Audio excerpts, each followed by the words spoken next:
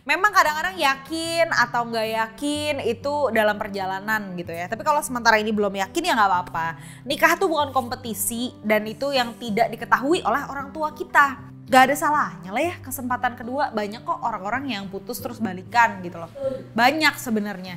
Cuman kalau udah 2 kali gagal ngulang lagi itu yang salah ya.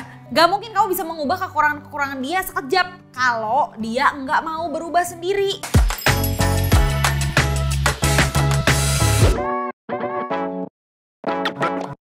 Hai, selamat datang lagi di kamarku. Ketemu lagi sama Cindy Lau pastinya di Cerita Cinta with Cindy Lau, persembahan dari Pop Asia. Di sini saya mencoba menjadi pakar cinta. Kalau Marlo dan Marco adalah pakar cinta Tangsel ya, kita pakar cinta Jaktim aja gitu.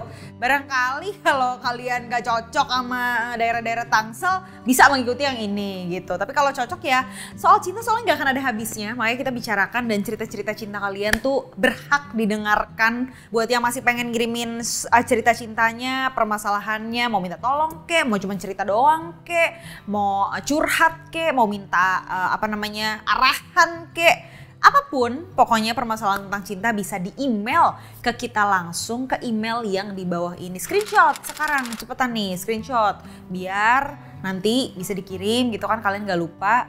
Nanti siapa tahu kalau misalnya memang beruntung akan kita bacakan langsung dan kita pecahkan bersama-sama di sini ya. Hari ini seperti biasa aku akan bacain 2 surat cinta yang sudah masuk. Bukan surat cinta ya, maksudnya cerita cinta gitu. Ini ada yang tentang pernikahan.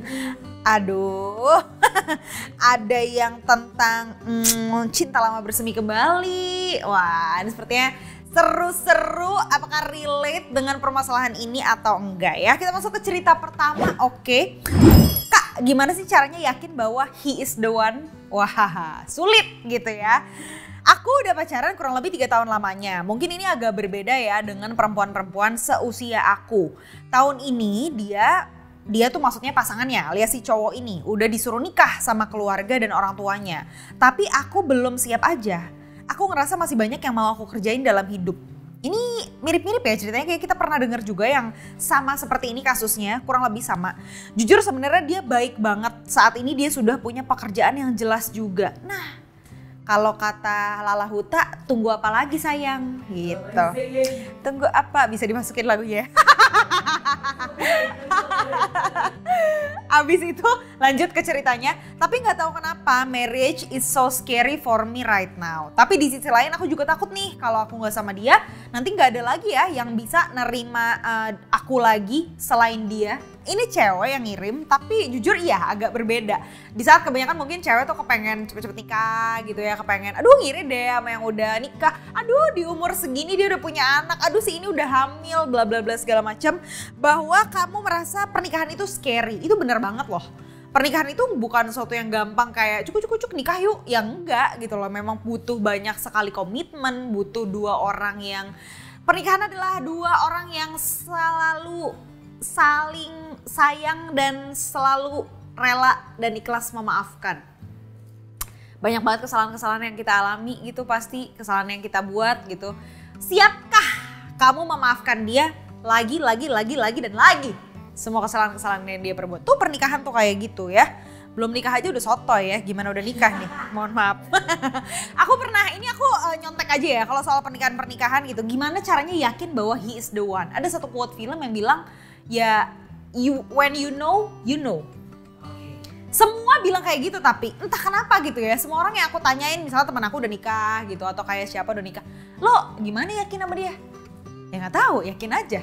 Nah, ketika yakin, ketika ngerasa gitu ya, itu akan tahu sendiri entah bagaimana caranya. Menurut mereka yang sudah menikah, nggak tahu juga. Aku tuh sering wawancarin temen aku tahu yang udah nikah, kayak gitu semua jawabannya. When you know, you'll know gitu. Itu kalau jawab bagaimana caranya tahu bahwa he or she is the one. Kalau soal pernikahan gitu ya, ini banyak juga yang gimana sih yang perlu dibahas sebelum kita nikah itu banyak gitu ya. Nah pertama-tama nih ya, aku pernah ngebahas dan pernah ngeliat juga dari postingannya Maya Septa. Shout out untuk kakak Maya Septa, keren banget. Dia kalau nggak salah udah berkeluarga, udah punya anak 3 kalau nggak salah ya. Terus juga selama ini langgeng-langgeng aja, baik-baik aja hubungannya, dan dia pernah ngomong ini ke kita, adik-adik gitu, di salah satu caption Instagram dia, sampai aku screenshot teman-teman. Jadi ada banyak poin sebelum nikah tuh kita harus ngobrolin apa aja, harus memikirkan apa aja sama pasangan kita saat itu gitu ya. Yang pertama tuh ngobrolnya katanya. Kamu ngobrolnya nyambung gak sama dia? Karena sampai mati tuh ya, amin dong, mau nikah sekali aja dong ya kan. Mau nikah sekali aja dan pasangannya satu aja. Ngobrolnya nyambung apa enggak, itu dari situ aja. Maksudnya kayak kalau yakin atau enggak gitu sama pasangan yang sekarang untuk melanjutkan ke pernikahan. Kalau ngobrolnya nyambung, semoga itu menjadi langkah atau awal yang baik. Kedua adalah gaya hidup. Ini aku setuju juga. Ketika kita cocok gak ya sama orang, gaya hidupnya sama apa enggak gitu. Jangan dia yang kayak, aduh dia tuh olahraga banget, dia tuh hidup sehat. Aku suka makan junk food, aku kayak gak pernah olahraga, aku mager, aku suka clubbing atau segala macem. Itu aja udah berbeda kan. Nah dari perbedaan-perbedaan itu apakah jauh banget gitu ya, apa bisa disatukan? Apakah dia tuh orangnya disiplin banget kalau kita go with the flow? Kadang-kadang perbedaan-perbedaan itu juga jadi masalah loh dalam hubungan, apalagi nanti pernikahan gitu kan ya. Terus kemudian itu gaya hidup gitu ya. Ketiga katanya kekurangan, nah ini juga yang paling benar. Manusia pasti tidak luput dari kesalahan dan kekurangan. Betul ya. Apakah kita rela dan ikhlas menerima kekurangan dia gitu loh. Jadi apalagi kalau udah umur-umur kayak di atas 25 atau 25 ke atas, di umur-umur dewasa lah, kita bisa bilang kita semoga dewasa, sudah cukup banyak pengalaman dan sudah cukup umur juga gitu loh. Lihat aja langsung kekurangan dia bisa kita terima apa enggak, nggak usah jauh-jauh gitu. Kamu suka ngaret, aku nggak bisa terima, ya udah gitu loh. Kalau emang lo nggak bisa terima, go, bye gitu. Karena nggak mungkin mengubah seseorang dalam waktu sekejap. Nggak mungkin kamu hadir dan merubah segalanya. Nyanyi mulu nih. Nggak mungkin. Masuk lagi nanti lagunya Kakak Adera, shout out ya. Nggak mungkin kamu bisa mengubah kekurangan-kekurangan dia sekejap kalau dia nggak mau berubah sendiri gitu. Jadi kalau memang kekurangannya kira-kira gue nggak bisa terima, nah itu juga menjadi warning ya. Warning apakah saya akan bertahan sama dia apa enggak. Tapi kalau dari kekurangan ini, oh ya ini oke lah, oh ini bisa lah nerima. Kamu ikhlas gitu nerimanya, ini juga merupakan satu awal yang baik. Intinya gitulah, dan bagaimana bagaimana membuat perbedaan-perbedaan itu menjadi tidak terlalu signifikan banget bedanya. Karena kamu akan menjadi pasangan gitu loh. Memang kadang-kadang yakin atau nggak yakin itu dalam perjalanan gitu ya. Tapi kalau sementara ini belum yakin ya nggak apa-apa. Nikah tuh bukan kompetisi dan itu yang tidak diketahui oleh orang tua kita. Mungkin kalau orang tua kita dulu ya udah kerja, udah punya duit apalagi nikah gitu. Kalau sekarang kan banyak gitu ya. Trading saham dulu ya kan. Udah gitu memperbaiki diri dulu, traveling around the world, nikmatin hidup, healing.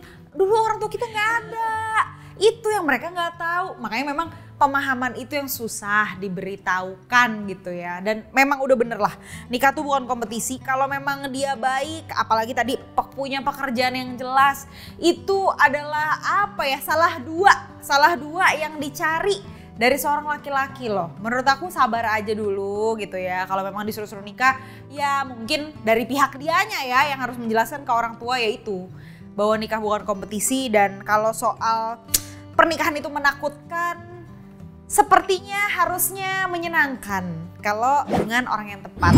Cerita kedua, ini dari cewek juga, sebut saja dia S ya, karena dia juga merahasiakan identitasnya gitu ya. Aku pernah deket sama cowok Kak, dia fotografer profesinya. Waduh, enak dong difoto-fotoin terus ya kan. Dia baik banget ke aku, sering antar jemput hampir setiap hari dan kelihatan aja gitu effortnya. Makanya pada waktu itu aku mau deket sama dia. Tapi aku kira dia cuma deket sama aku. Ternyata di tengah jalan tiba-tiba malam-malam aku di DM sama seorang cewek yang ngaku-ngakunya pacarnya. Ketahuan lah ternyata dia tuh selama ini selingkuh dan aku jadi selingkuhannya. Ya, kurang ajar. Setelah itu ya hubungan kita renggang lah. Aku sempat blok dia juga dari semua sosmed karena jujur aku sebel banget sama dia parah. Bagus ya.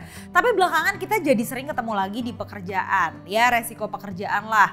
Dia minta maaf dan masih ngejar-ngejar aku kayak dulu. Bahkan dia sering tahu-tahu muncul di depan rumahku. Kayak masih mantau aja gitu. Waduh, menurut kakak gimana ya? Aku harus kasih dia kesempatan apa enggak?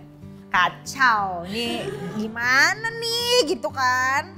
Pertanyaannya dulu nih, sayangnya kita nggak bisa nanya ya. Kalau kamu adalah pengirim ceritanya coba kamu jawab. Sekarang kan dia katanya masih ngejar-ngejar kamu, pengen balik lagi kayak dulu. Sekarang dia masih punya pacar apa enggak? Tuh dulu. Pastiin dulu, jangan mengulangi kesalahan yang sama guys, gitu loh. Fotografer ya, memang sulit ya fotografer tuh kadang-kadang kita diam aja tiba-tiba cekrek difotoin bagus gitu. Kok bisa kapan nih fotonya gitu, nggak tahu tiba-tiba aja gitu. Dijamin banyak lah stok-stok foto. Di TikTok juga ada pacaran gitu tapi cowoknya sering motret kayak ceweknya tuh menjadi cewek paling bahagia dan cewek paling cantik di seluruh dunia gitu. So di foto-fotoin terus kan gitu loh. Terus habis itu dia upload gitu. Kayaknya nggak ada permasalahan, kamu kok nggak pernah upload foto aku sih? Nggak mungkin. Karena cowok lo fotografer keterlaluan kalau nggak diupload secara banyak gitu fotonya yang bagus-bagus ya.